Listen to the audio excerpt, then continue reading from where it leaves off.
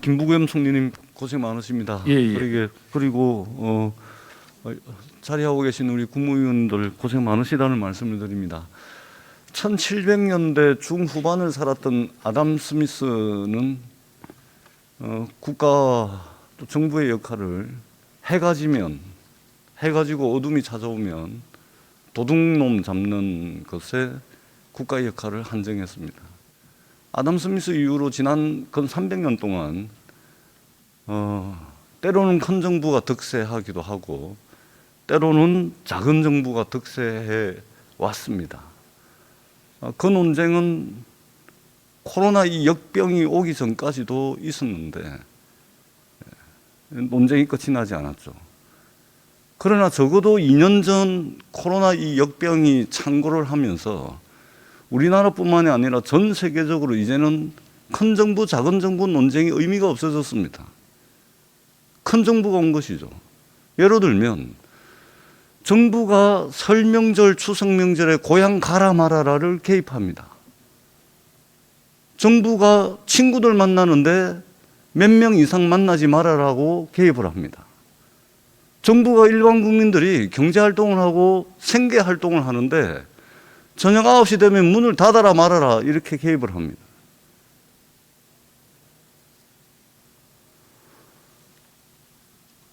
코로나 검사도 공짜로 해줍니다.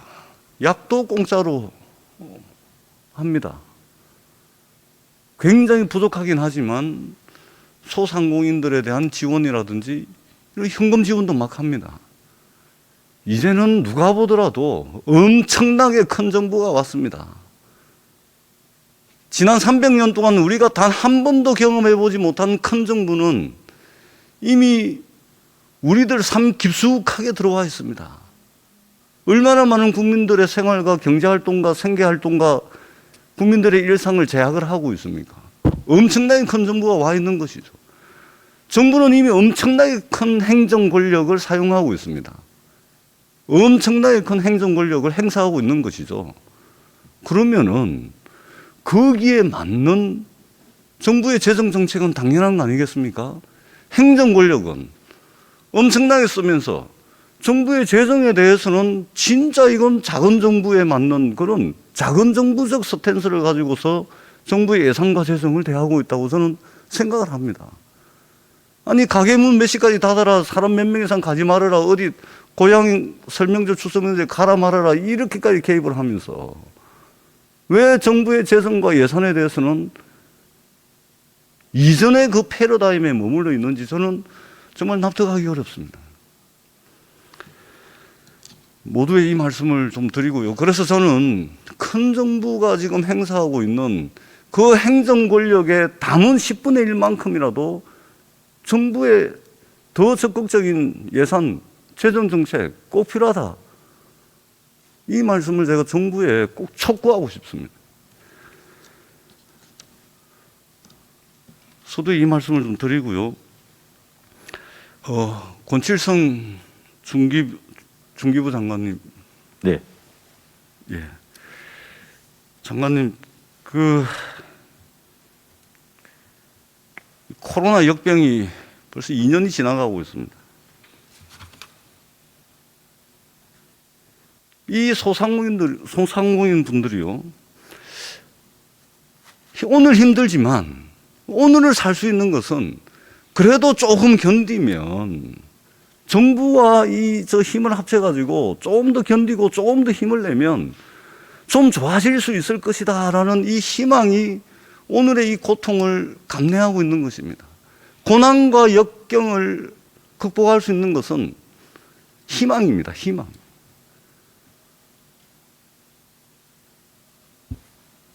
그런데 오미크론이 또 와버렸습니다. 이제는 2,000명, 3,000명 수준이 아니고요. 3만 명, 5만 명, 지금 17만 명, 20만 명을 정부가 예측하고 있는 상황에 와 있습니다. 이 고난과 역경을 극복할 수 있는 힘이 희망이라고 했을 때 이 소상공인들은 이 희망조차도 지금 가질 수 없는 것이 이 소상공인들이 오늘날 처한 지금의 현실입니다. 제가 제 지역구의 골목길을 가다 보면 차마 눈물을 흘리지 않고서는 지나다닐 수 없는 상황들을 수시로 겪습니다. 가다가 돌아옵니다, 그냥. 저 자신도 계속 걸어갈 수 없을 정도로 이 참담해가지고 가던 길 돌아오기도 합니다. 곳곳에 임대 문구가 적혀 있고요. 그거 생각하면, 야, 정말로 이 정부의 이 쥐꼬리만한 이 지원금이 오늘날 이 소상공인들을 버티게 만들어주는 것이 아니고 오늘 견디면 좋아질 수 있을 것이다라는 그 미래에 대한 희망 하나가 이분들의 힘인데, 이제는 그 희망조차도 이 소상공인들에게는 사치가 되고 있고 신랄 같은 희망의 근거가 되고 있지 못하다는 현실입니다.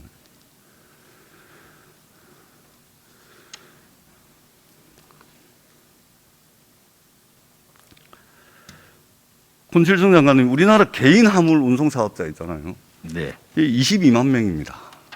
이 22만 명 중에서 7만 5천여 분들은 중대형 화물업에 종사를 하고요. 그리고 한 5만여 분 정도가 택배 화물 운송 종사자들입니다. 그리고 한 10만 명 정도가요, 개인 용달 기사님들입니다. 그런데 이 개인 용달 기사님들이 이 현재 국세청의 분류 코드가 개인 화물 운송 사업자로 묶여서 관리가 되고 있습니다. 이 내용은 잘 알고 계시죠? 네. 이 코로나 때문에 이 비대면 거래가 활성화되다 보니까 이 택배 기사님들은 몸은 힘들어도 매출은 좀 늘었습니다. 그러다 보니까 이제 지원 대상에서 제외되고 있는 것이고요. 그런데 이제 같은 분류 코드로 관리가 되고 있는 개인 용달 기사님들 경우는 주로 이제 전통시장이라든지 또는 이제 중소기업 아주 조그만한 이 공장하고 주로 거래를 하고, 그리고 그곳으로부터 물량을 받아가지고 이제 운송을 하다 보니까 생계에 엄청난 어려움을 지금 겪고 계십니다. 제가 그 통계 하나 말씀을 드리겠는데요. 한국교통연구원 그 화물운송시장 동향보고서를 보면은 1톤 초과하는 개별 그 일반 화물 기사님들 같은 경우에는 2020년 기준으로 해보면은 2019년 대비 매출이 한 3% 증가를 했습니다. 아주 조금이긴 하지만 증가를 했고, 잠정치이긴 하지만 택배 하시는 분들 같은 경우는 한 28% 정도 증가한 것으로 나오는데, 유일하게 이 화물운송시장 이 보고서에 따르면 유일하게 이 개인 용달 기사님들 같은 경우는 이 개인 화물 운송 사업자 중에서 유일하게 한 7.4% 감소한 걸로 나옵니다. 자, 그런데 이분들이 간이과세자들입니다. 그러다 보니까 이분들이 어떻게 매출 감소를 증빙할 수 있는 국세청 자료가 없어서 지원을 못 받고 있습니다. 그리고 이 개인 용달 기사님들 같은 경우는 한 80% 정도가 60대 이상의 그 연세가 많으신 분들이에요. 그리고 용달 특성상 이 카드 단말기가 없어서 연세도 좀 있으시고 해서 이게 카드 단말기가 아니고 현금으로 거래가 이루어지고 있기 때문에 전자매출 신고 뭐 이런 게 현실적으로 이게 불가능합니다. 잘 안 돼요. 그래서 이제 유류 보조카드 이걸로 이제 대체를 해가지고 매출 감소를 증빙을 하려고 했는데, 중기부에서 이 형평성 문제를 거론하면서 매출 감소 증빙 자료로 지금 현재 유류 보조카드를 인정을 안 합니다. 이거 우리가 백발양보해서 상식적 수준에서 그 할인을 받을 수 있는 유류 보조카드가 있는데도 불구하고 이분들이 다른 카드 쓰면서 영업 안 할 거 아닙니까? 뿐만 아니라 일상생활에서 쓴 그 유류비까지도 요 유류 보조카드 이게 내역에 합산이 되어 있기 때문에 실제 매출 감소분보다 이분들에게는 더 불리한 자료로 보는 것이 합당하겠죠. 그렇기 때문에 이 자료를 인정하지 않을 이유가 하나도 없다. 저는 그렇게 생각합니다. 그런데 더 황당한 거는 이전에 이제 고용노동부에서 관리되던 2020년 중순에는 이 유료보조카드 내역으로 매출 감소 정빙이 돼가지고 지원을 받았습니다. 근데 이게 중기부로 넘어오면서 이 지원이 끊어진 거예요. 황당하죠. 그러니까 고용노동부에서는 인정해주고 중기부에서는 인정 안 해주고 뭐 이런 일이 있을 수가 있겠습니까? 이 부분 우리 장관님 어찌 생각하십니까? 고용부 사례는 제가 좀 더 살펴보겠습니다만 말씀하신 대로 유료 매입은 이제 그 카드 사용은 저희들이 이제 매출 증빙으로 하고 있는데 매출이라기보다는 이제 형식상으로 보면 매입 비용을 입증하는 자료이다 보니까 이제 매출 감소를 판단하는데 좀 어려움이 있다는 말씀을 드리고요. 1차 방역 지금 그래도 저희들 그 지원 현황을 보면 화물 운송업 같은 경우에 한 17만 원 개수도 저희들이 좀 지원을 현재 하고 있습니다. 그래서 저희들 뭐 고용부 사례 한번 보고 저희들이 좀 더 판단할 부분들이 있는지는 검토해 보도록 하겠습니다. 아니 그러니까 장관님 그 개인 용달 그 개인 용달 사업하시는 분들 말씀드리는 겁니다. 예. 개인 용달.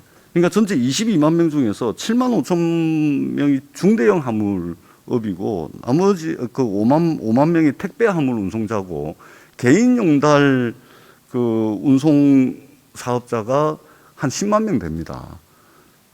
그리고 이제 고용노동부에서는 2020년 중순까지는 지원이 됐습니다. 이게 중기부로 넘어오면서 이게 끊어져 버리고, 그리고 여기에 종사하시는 대부분의 한 80% 이상이 60세 이상의 고령자들입니다. 그러다 보니까 이게 뭐 카드 단말기도 이 사용이 잘 안 되죠. 뭐 이 여러 가지 애로 사항들이 있습니다. 그래서 제가 지금 이 우리 공무원분들 정말 고생 많이 합니다. 이게 이 현장에 가가지고 사각지대 찾아내고 이걸 요구하는 것은 좀 과하다고 말씀을 드릴 수 있겠지만 적어도 이제 현장에 나가서 사각지대를 발굴하고 그러지는 못할지라도 이 매출 증빙 자료로, 매입 증빙 자료로 쓴다 하더라도 이 유료 보조 카드를 좀 역산을 한다든지 이 매출 추정을 한다든지 이런 기법들이 있을 거 아닙니까? 이런 걸 통해 가지고 우리가 사각지대를 발굴해가지고 지원을 하지는 못할지언정 이 계속해서 지금 이분들이 요구를 하고 있거든요. 지난번 작년도에도 제가 이 부분 가지고서 좀 짚었는데 결국은 고용노동부 가서 설명 듣다가 끝나보고 중기부 와가지고 끝나보고 제가 고용노동부하고 중기부가 왔다 갔다 하면서 결국은 이 지원을 못 받았습니다. 그래서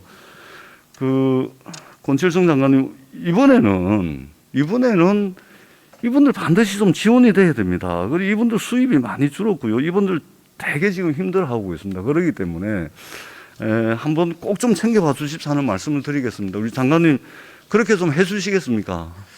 네, 이 부분 말씀하신 대로 한번 검토를 해보고 별도로 보고를 드리도록 하겠습니다. 이번 추경에 꼭 좀 반영이 됐으면 하는 바람이 있고요. 그리고 우리 홍남기 부총님 네. 고생이 많으신데요. 그 특수고용 노동자분들, 프리랜서 분들, 이 지금 고용안정지원금 50만 원에 거치고 있지 않습니까? 네. 예, 이래가지고는 못 삽니다. 예. 제가 특히 프리랜서 하는 분들 제가 몇 분 좀 만나보니까, 저 대리기사 하고 있고요. 저 새벽 시장 나가시더라고요. 이 고용안정지원금 50만 원 가지고는 못 삽니다. 조금 더 현실화할 수 있도록 챙겨봐 주십사는 말씀을 드리고요. 얼마 전에 제가 문화예술인들 좀 만났습니다. 부산에 계신 분들인데 주로 피아노 치고 첼로, 바이올린 하시는 분들이에요. 근데 참 이게 피아노 치고 이 전통 악기 다루고 서양 악기 다루고 하는 이 예술 하시는 분들이 요즘 대리운전하고 계시더라고요. 택배도 일자리가 날 때마다 택배 일도 하고 계시더라고요. 이 문화 공연장이 설 수 있는 자리 자체가 완전히 사라져 버리니까 이 문화 예술인들이 정말로 이게 이 고통의 한가운데에서 절망하고 있더라고요. 그래서 이 문화 예술인들에 대해서도 한번 각별하게 좀 챙겨봐 주십사 하는 당부의 말씀을 꼭 좀 드리도록 하겠습니다.